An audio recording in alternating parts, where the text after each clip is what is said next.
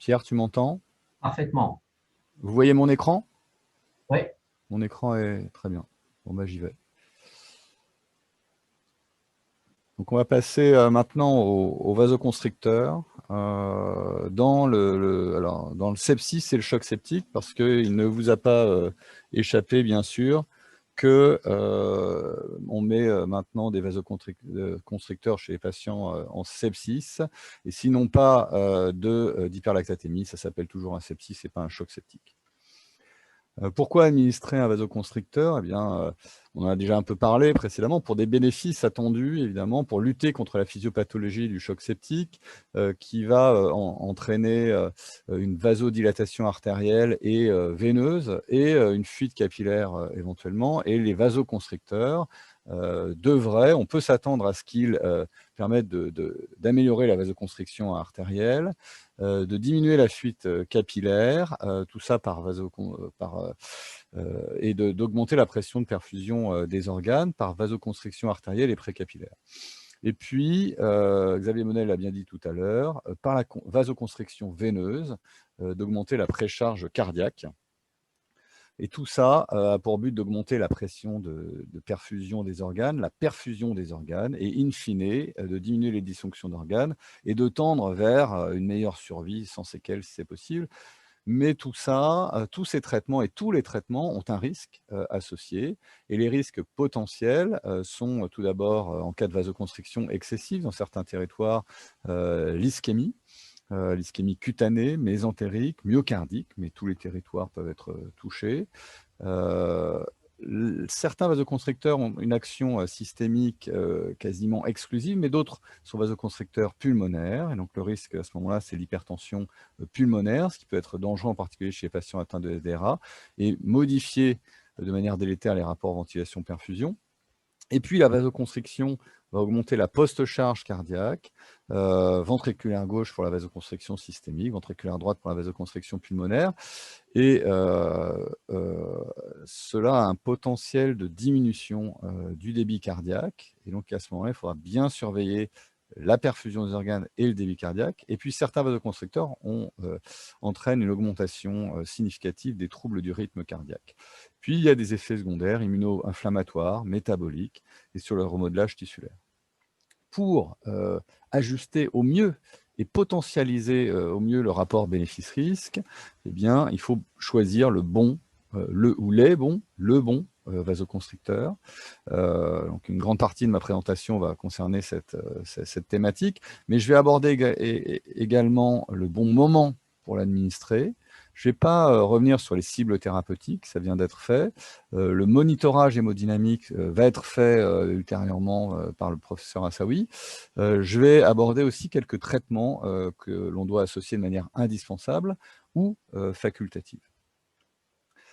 Tout d'abord, ici un audit, voilà les questions posées à plus de 800 médecins de 82 pays différents. Vous pouvez vous poser la question évidemment là maintenant, je ne vais pas voir vos réponses, mais vous pouvez vous la poser quand même. Quel est le principal déclencheur pour initier un vasoconstricteur dans le choc septique?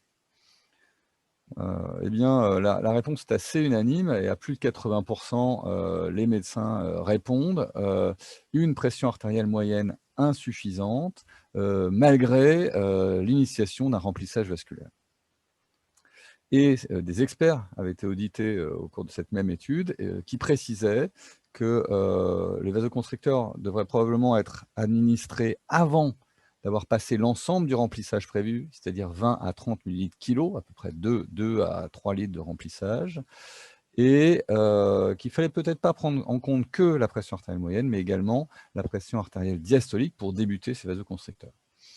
Bon, ça tombe bien, c'est en accord avec les recommandations internationales sur le sepsis, la Surviving Sepsis Campaign, qui conseille d'introduire les vasoconstricteurs en cas d'hypotension artérielle, plus ou moins réfractaire au remplissage vasculaire, plus ou moins parce que si la pression artérielle diastolique est effondrée inférieure à 40 mm de mercure, à ce moment-là, il est conseillé d'introduire les vasoconstricteurs en même temps que le remplissage. Et si cette pression artérielle diastolique n'est pas effondrée, d'introduire les vasoconstricteurs en cas d'hypotension artérielle réfractaire au remplissage initial du moins. Et avec de l'expérience, vous pourrez ajuster cette indication en fonction de paramètres de perfusion tissulaire clinique conseillés par les recommandations européennes. Mais le premier message majeur qu'il faut retenir, c'est qu'il est hors de question d'administrer un vasoconstricteur sans remplissage vasculaire. Le vasoconstricteur doit être administré soit en même temps, en cas d'hypotension artérielle majeure, soit faire suite au remplissage vasculaire, mais jamais l'inverse. Deux études pour expliquer mon propos. Une étude chez des rats à qui on a injecté, l'équipe de Nancy avait injecté des endotoxines bactériennes pour mimer un sepsis. Certains rats n'étaient pas réanimés, et d'autres étaient réanimés par de la noradrénaline, un vasoconstricteur sans remplissage, et puis d'autres avec un remplissage et de la noradrénaline. Si vous suivez la pression artérielle moyenne des patients non réanimés, elle ne fait que chuter après l'administration d'endotoxines. Si vous suivez la pression artérielle moyenne des autres rats, réanimés avec uniquement de la noradrénaline ou un remplissage, elle ne bouge pas quasiment, au moins pendant 3 heures. La grande différence entre les rats réanimés avec ou sans remplissage, en plus de la noradrénaline, c'est que les débits de perfusion d'organes ne sont pas du tout les mêmes. Si vous n'administrez qu'un vasoconstricteur, vous avez une chute des débits de perfusion d'organes, et ici la perfusion mésentérique, quasiment comme chez les rats non réanimés. Et pour maintenir une bonne perfusion d'organes, il faut associer les deux, remplissage et vasoconstricteur. Chez l'homme maintenant, des données assez récentes, dans une étude observationnelle multicentrique, plus de 600 patients, et ils ont analyser la mortalité à 30 jours des patients en regardant l'association, l'interdépendance entre la quantité de remplissage vasculaire dans les 6 premières heures et les doses de vasoconstricteurs en équivalent de doses de noradrénaline. Tout ça à gravité égale en analyse multivariée. Et ils ont trouvé que la mortalité des patients est corrélée aux doses de vasoconstricteurs uniquement chez les patients qui n'ont pas reçu suffisamment de remplissage dans les 6 premières heures, et en particulier moins de 2 litres de remplissage, c'est-à-dire moins de 20 à 30 millilitres par kilo. Donc non seulement la noradrénaline ne doit jamais être administrée sans remplissage, mais en plus, il faut administrer suffisamment de remplissage pour éviter les effets délétères des vasoconstricteurs. Autre message très simple, je vais passer très rapidement là-dessus, mais il faut toujours avoir à l'esprit que les vasoconstricteurs sont des traitements symptomatiques, pas étiologiques, et surtout, il faut les combiner au contrôle de l'infection, les antibiotiques et éventuellement le drainage d'une collection ou la chirurgie. Alors, quels sont les vasoconstricteurs à disposition? Tout d'abord, il y a de nombreuses années, a été tentée une stratégie d'inhibition de vasodilatateurs. Mais ça n'a pas marché, en particulier les inhibiteurs du NO sont délétères lorsqu'ils sont administrés chez des patients en sepsis ou en choc septique. Donc la stratégie actuelle, c'est d'administrer des vasoconstricteurs et finalement on utilise la pharmacopée humaine. Quels sont les vasoconstricteurs naturels qu'on retrouve chez l'homme? Il y a les catécholamines sécrétées par les surrénales, épinéphrine, encore appelée adrénaline, norépinéphrine, la noradrénaline, la dopamine, puis sécrétée par la post-hypophyse, la vasopressine, produite au niveau pulmonaire à partir de l'angiotensine 1 grâce à l'enzyme de conversion de l'angiotensine, eh bien l'angiotensine 2, et enfin l'endothéline produite à partir des cellules endothéliales. Voici les principaux vasoconstricteurs qu'on retrouve chez l'homme. On peut les classer en sympathomimétiques catécholamines, la noradrénaline, l'adrénaline et la dopamine. Si on prend comme référence, comme vasoconstricteur de référence la noradrénaline, eh bien l'adrénaline a le même effet vasoconstricteur que la noradrénaline. La dopamine est 150 fois moins vasoconstrictrice que la noradrénaline.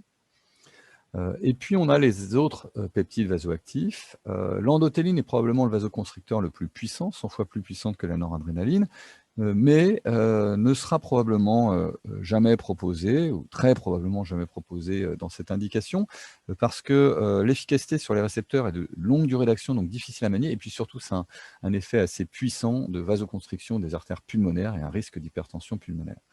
Donc il reste éventuellement l'angiotensine 2, un puissant vasoconstricteur, et puis l'arginine vasopressine, ou ADH, qui, chez les volontaires sains, a un faible pouvoir vasoconstricteur, moins de 1000 fois moins que la noradré, mais 50 à 100 fois plus vasoconstricteur que la noradrénaline en situation pathologique comme le sepsis.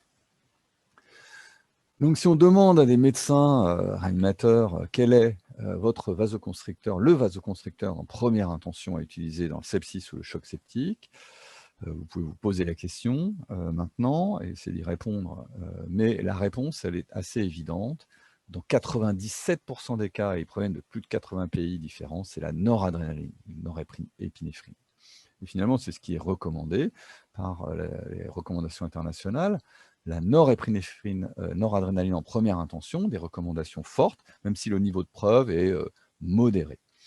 Et il suggère d'y ajouter, dans certains cas, soit de la vasopressine, soit de l'adrénaline, soit pour augmenter la pression artérielle moyenne lorsqu'on n'a pas réussi à atteindre nos objectifs avec de la noradrénaline seule, donc dans les chocs dits réfractaires, soit pour diminuer les effets secondaires de la noradrénaline, mais à ce moment-là, ce serait plutôt la vasopressine à utiliser parce que l'adrénaline a des effets très proches finalement de la noradrénaline. Donc vous avez bien compris, le vasoconstricteur que vous devez connaître absolument, c'est la noradrénaline et vous devez apprendre à le manier avant tout autre vasoconstricteur. Vous allez utiliser la noradrénaline et la noradrénaline seule dans la plus grande majorité des cas, très grande majorité des cas. La noradrénaline a des effets tout à fait intéressants sur le plan hémodynamique, en particulier via les récepteurs alpha. C'est un vasoconstricteur artériel puissant qui permet d'augmenter la pression de perfusion, mais aussi la post-charge cardiaque. C'est également un vasoconstricteur veineux qui permet d'augmenter la précharge cardiaque, comme vous l'a bien précisé Xavier Monet. Et grâce à un effet également bêta-1+, stimulation des récepteurs bêta, adrénergique au niveau cardiaque, il y a un effet inotrope positif qui permet de compenser l'augmentation de post-charge. Et l'ensemble de ces actions entraîne une augmentation de la pression de perfusion des organes à débit cardiaque et volume d'éjection systolique soit stable, soit en l'augmentant. Et in fine, ça permet d'augmenter la microcirculation et la perfusion des organes. Tout ça au prix d'effets secondaires, d'autant qu'il existe une hyporéactivité aux catécholamines au cours du sepsis, et par conséquent, on doit mettre des doses assez importantes. Il y a des complications cardiovasculaires, à type d'ischémie d'organes, de troubles du rythme cardiaque. La noradrénaline a tendance à créer un certain degré d'immunoparalysie et puis à favoriser la faiblesse neuromusculaire acquise en réanimation. Mais malgré tout ça, ça améliore le pronostic. Il y a des arguments sur les expérimentaux, sur des animaux de laboratoire, des arguments sur des études observationnelles. Il n'y a aucune étude qui a comparé noradrénaline versus placebo que je peux vous montrer actuellement, mais c'est le postulat, la noradrénaline et le vasoconstricteur de référence qui améliore le pronostic. Mais avec des effets secondaires. Et donc, par quoi peut-on éventuellement le remplacer ou par quoi peut-on le compléter en cas d'inefficacité ou d'effets secondaires trop importants? Si on prend les sympathomimétiques accessibles, eh bien, pourquoi pas utiliser l'adrénaline en complément? La dopamine est contre-indiquée parce que délétère, je vais vous expliquer pourquoi après. Il y a un autre sympathomimétique de synthèse qui est disponible sur le marché, qui s'appelle la phényléphrine. Mais que je ne conseille pas, surtout quand on n'a pas d'expérience, et nous, on ne l'utilise pas dans notre centre, pour plusieurs raisons. Alors tout d'abord, la noradrénaline, ça ne coûte pas très cher, 4 mg de noradrénaline pendant 24 heures, c'est 4 € dans mon centre. L'adrénaline, c'est un peu plus cher. La phényléphrine, c'est une longue durée d'action, 20 minutes par rapport à 2-3 minutes avec la noradrénaline, plus dur à manier. C'est moins puissant que la noradrénaline, 10 fois moins. À dose équivalente, ça coûterait 500 € par jour. Et puis, surtout, ça n'a montré aucun bénéfice par rapport à la noradrénaline. Donc, je ne conseille pas. Concernant la dopamine, c'est intéressant de connaître cette étude, l'étude SOB2, qui a comparé la noradrénaline à la dopamine comme vasoconstricteur en première intention chez des patients majoritairement sceptiques, 62% sceptiques, qui avaient un état de choc réfractaire au remplissage. Et ils ont trouvé aucune différence significative en termes de mortalité, même s'il y avait une tendance à une meilleure survie dans le groupe noradrénaline, avec tout de même 2 fois plus de troubles du rythme cardiaque chez les patients sous dopamine. Les patients sceptiques de cette étude ont été combinés avec les patients sceptiques de 10 autres essais thérapeutiques pour faire une méta-analyse. Et cette méta-analyse, publiée en 2015, a permis de montrer que les patients traités par noradrénaline dans cette indication avaient une mortalité qui était moindre comparée à ceux traités par dopamine, 11% moindre, ce qui fait une vie sauvée pour 9 patients traités en moyenne, et ceci probablement dû à moins de troubles du rythme cardiaque lorsqu'on utilise la noradrénaline plutôt que la dopamine. Donc la dopamine contre-indiquée dans cette indication. Concernant l'adrénaline maintenant, l'étude CATS, citée déjà précédemment, qui a comparé la noradrénaline associée ou pas à un inotrope positif supplémentaire, la dopamine, versus l'adrénaline seule, qui, en comparaison à la noradrénaline, a un effet inotrope plus puissant du fait d'effets bêta-2+, en plus des effets alpha et bêta. Eh bien, dans cette étude, ils n'ont pas trouvé de différence de mortalité à 28 jours et encore moins à 90 jours entre les deux traitements. Il n'y avait pas de différence en termes d'événements indésirables graves, une tendance à une augmentation un peu plus importante de la lactatémie, une baisse un peu plus importante du pH dans le groupe adrénaline, mais sans conséquences majeures. Dans une deuxième étude publiée en 2008, l'année d'après, étude australienne, chez les patients avec une hypotension résistant au remplissage, un peu plus de la moitié de patients en choc septique, ils avaient comparé la noradrénaline à l'adrénaline en première intention, plus ou moins de la dobutamine si nécessaire, mais en ouvert. Et ils n'avaient pas trouvé de différence significative en termes de critère de jugement principal qui était la durée de traitement par vasoconstricteur, mais également aucune différence en termes de mortalité à J28 et à J90, avec quelques effets secondaires mineurs dans le groupe adrénaline pendant 24 heures, un peu plus de tachycardie, une lactatémie un peu plus augmentée, des besoins en insuline un peu plus augmentés. Donc l'adrénaline, pourquoi pas, c'est un petit peu plus cher en tout cas dans mon centre, avec des effets secondaires qui ne sont pas significatifs, mais en plus grand nombre pendant les 24 premières heures. Ça rend un peu plus difficile la surveillance de la lactatémie. Quels autres vasoconstricteurs sont disponibles en France et pourrait-on utiliser actuellement? On a dit l'endothéline, non. L'angiotensine 2 n'est pas sur le marché actuellement, même si elle a reçu une autorisation de mise sur le marché européenne l'année dernière. Je ne vais pas vous en parler parce qu'on n'a pas le temps et ce n'est pas accessible aujourd'hui. L'arginine vasopressine, la vasopressine a une autorisation de mise sur le marché actuellement. Elle va stimuler à la fois les récepteurs, ces récepteurs V1 et V2 en quantité à peu près égale. C'est une molécule qui a une demi-vie courte, 5 à 10 minutes, donc assez maniable.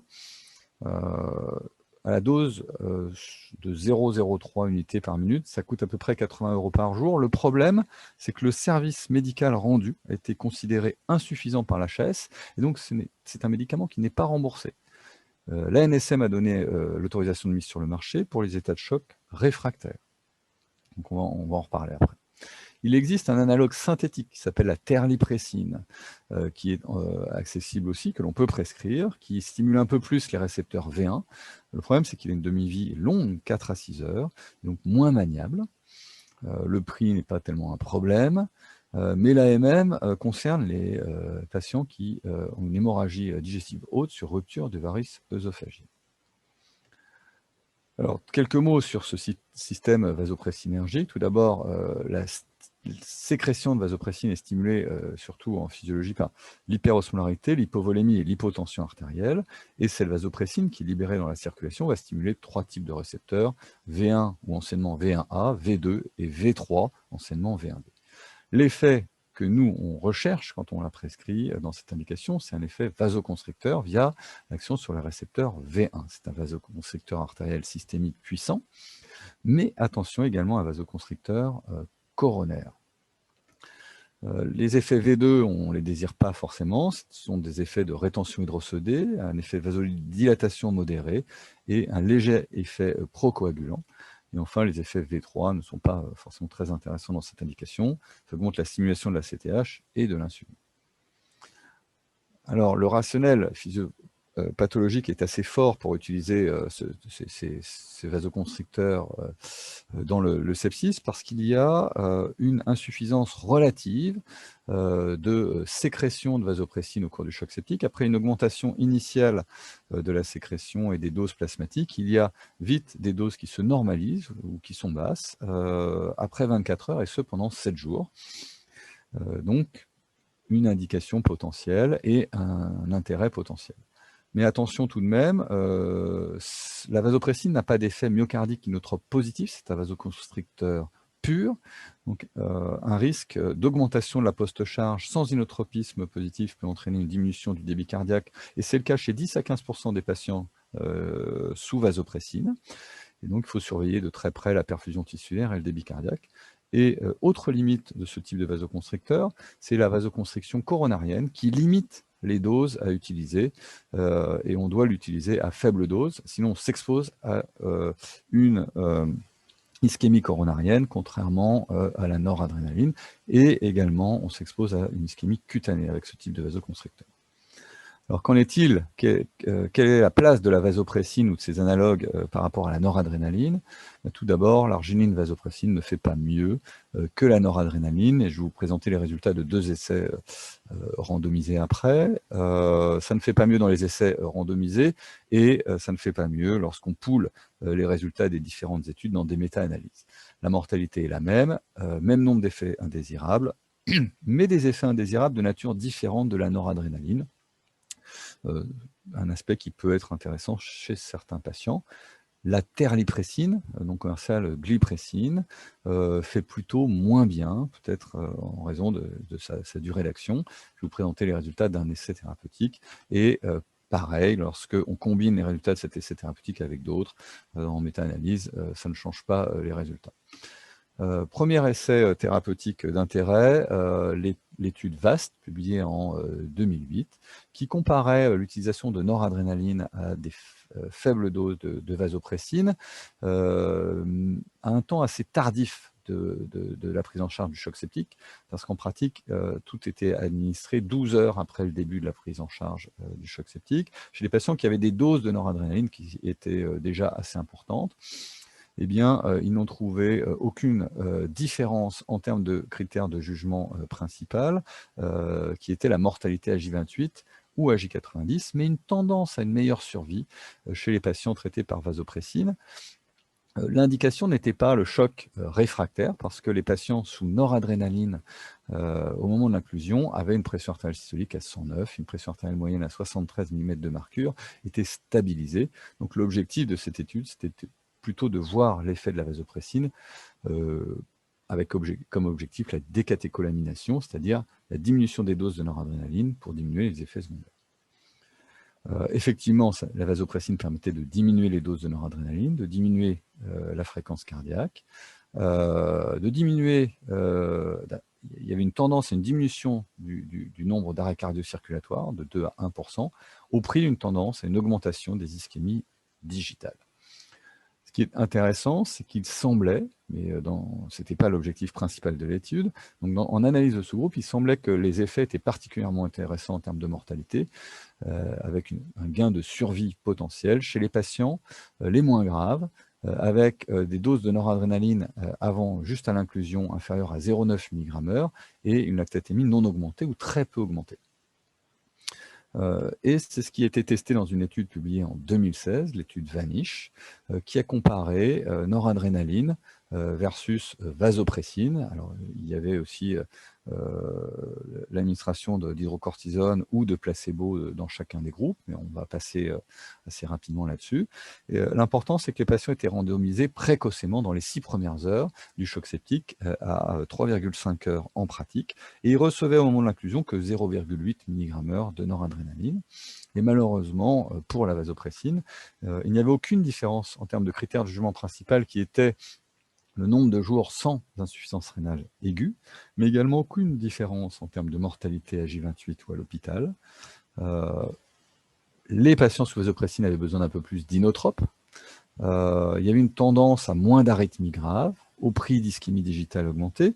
Le seul résultat significatif en faveur de la vasopressine, c'était des besoins en épuration extra-rénale moindres, mais uniquement chez les patients qui devaient ne pas survivre à ce choc septique, donc un intérêt tout à fait limité de cette thérapeutique, dont la place reste encore assez compliquée et difficile à déterminer. Et donc, je ne vous conseille pas d'en prescrire de manière autonome. Il va falloir en discuter avec vos seniors avant de prescrire ce type de thérapeutique. La terlipressine, quelques mots sur la terlipressine, une étude la plus importante dans le domaine qui a comparé la noradrénaline à la terlipressine, c'est des patients en choc septique, et là encore, ils n'ont trouvé aucune différence en termes de mortalité, mais par contre, plus de 2 fois plus d'événements indésirables graves avec la terlipressine, plus d'ischémie digitale, plus de diarrhée, avec une tendance à plus d'ischémie mésentérique. L'étude suggère un effet positif en termes de diminution de la durée de ventilation mécanique, mais ce n'est qu'une tendance, ce n'est pas significatif. Et donc, je ne conseille pas du tout l'utilisation de terlipressine dans le sepsis ou le choc septique. Et pour finir, la noradrénaline, quel est le meilleur moment pour la débuter ?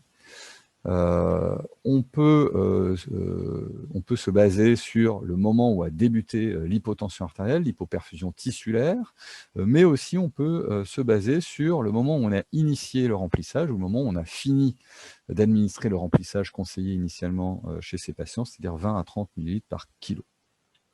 Il y a plusieurs moments possibles pour débuter la noradrénaline. Le moment numéro 1, c'est-à-dire en même temps que le remplissage. Numéro 2, alors qu'on est en train de passer les 20 à 30 ml kg, mais on n'a pas terminé. Le moment numéro 3, après avoir passé 20 à 30 ml kg, si la pression artérielle n'a pas augmenté sous remplissage, ou à distance, si la pression artérielle reste basse. Évidemment, ça dépend de la pression artérielle initiale, je vous l'ai dit tout à l'heure. Si, tout d'abord, la pression artérielle est effondrée, avec une pression artérielle diastolique inférieure à 40 mm de mercure, il est conseillé de débuter la noradrénaline en même temps que le premier remplissage vasculaire, c'est-à-dire dans cette chronologie au moment numéro 1. Quid des autres patients qui ont une hypotension artérielle, mais une pression artérielle diastolique qui n'est pas effondrée? Quel est le moment idéal?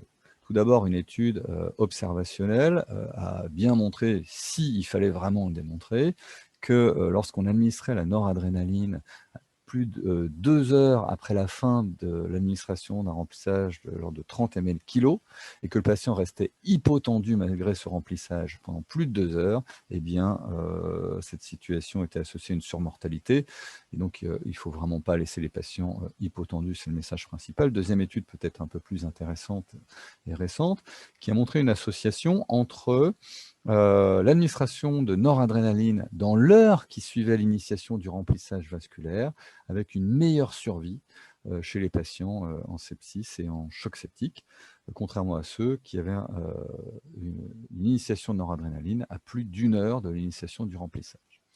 Et ça va dans le sens des résultats d'une méta-analyse qui a combiné des études observationnelles et des essais randomisés, dont le résultat associe l'administration précoce de noradrénaline dans la première heure qui suit la réanimation, et c'est associé à une meilleure survie, probablement due à l'atteinte d'une pression artérielle cible plus rapide, et une réanimation avec moins de remplissage dans les 6 premières heures. Et c'est probablement pour cela que les experts dans l'étude que je vous ai présentée tout à l'heure conseillent d'administrer la noradrénaline en cas d'hypotension artérielle réfractaire, malgré un remplissage vasculaire initial, mais il n'est pas nécessaire d'attendre d'avoir passé 20 à 30 ml par kilo. La moitié probablement suffit pour initier les vasoconstricteurs.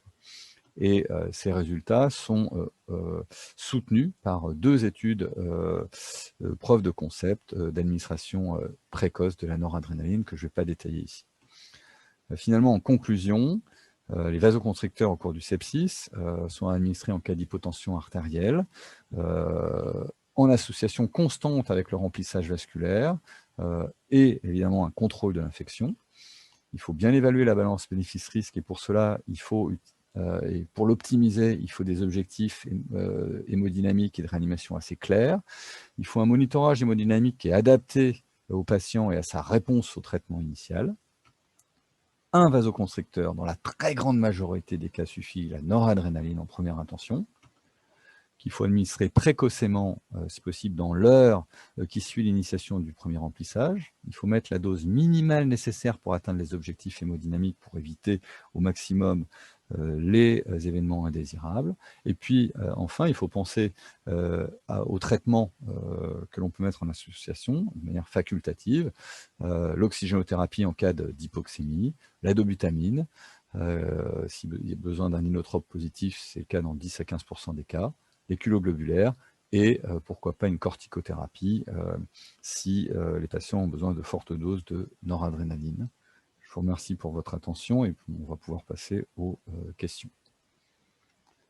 Je vais quitter le mode de partage d'écran.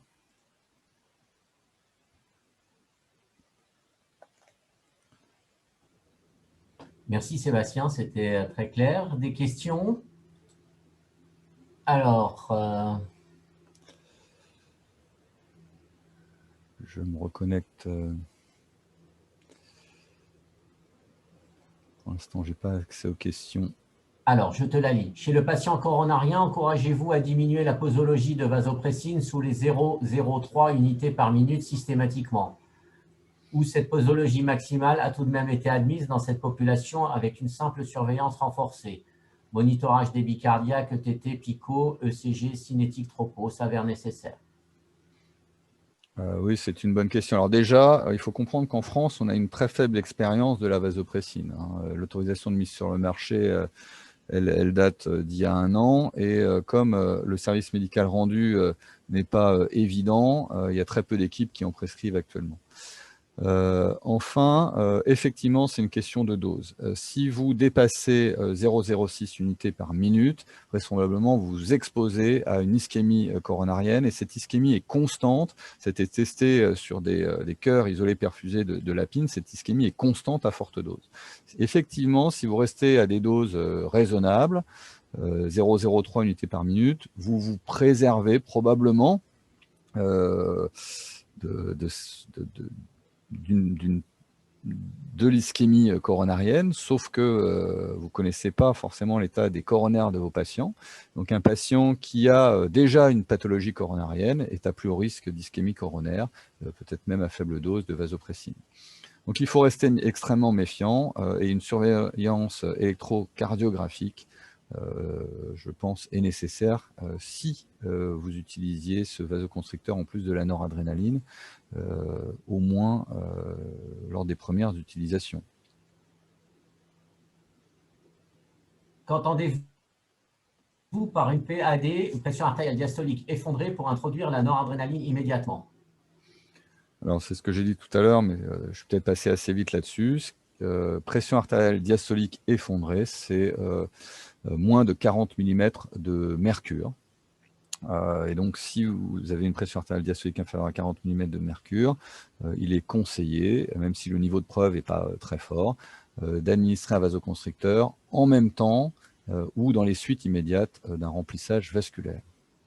Quitte à sevrer le vasoconstricteur si votre remplissage vasculaire de 20 à 30 ml par kilo permet d'atteindre les objectifs hémodynamiques fixés. Quand le choc septique est associé à une insuffisance rénale, comment jongler entre le remplissage qui se doit être prudent et la noradrénaline nécessaire pour maintenir une pression artérielle moyenne correcte sans pour autant être administré seul? Alors, déjà, quand votre patient, évidemment, le cas des patients anuriques chroniques est peut-être un peu différent, mais la plupart des patients qui arrivent en état de sepsis, et même finalement les patients anuriques, enfin la plupart des patients qui arrivent en sepsis ou en choc septique ont une hypovolémie vraie.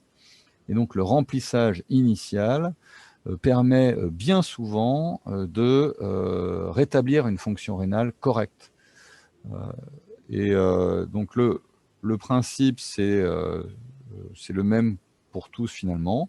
Vous administrez votre remplissage. Si la correction de l'hypotension artérielle n'est pas extrêmement rapide et immédiate après le remplissage initial, vous administrez le vasoconstricteur rapidement. Et puis, le fait d'administrer les vasoconstricteurs précocement va permettre d'obtenir des objectifs hémodynamiques en diminuant la quantité de remplissage nécessaire sur les 6 premières heures. Donc, c'est complémentaire et l'administration précoce des remplissages vous permettra de moins remplir les patients. Mais d'une manière générale, dans la première heure, vous n'avez pas tellement le temps de vous poser beaucoup de questions sur la quantité de remplissage à administrer. Il faut débuter le remplissage, partir sur 20 à 30 ml/kg sur une heure, et c'est après une heure de déchoquage qu'on commence à avoir une réanimation plus fine. Existe-t-il une indication au bleu de méthylène dans la prise en charge d'une vasoplégie réfractaire? À votre niveau, non, et c'est extrêmement peu utilisé. Ça n'est pas recommandé actuellement. Donc je ne vous conseille pas du tout d'entreprendre ce type de traitement non validé tout seul, sans une discussion préalable avec un senior bien expérimenté dans le domaine. Y a-t-il d'autres questions?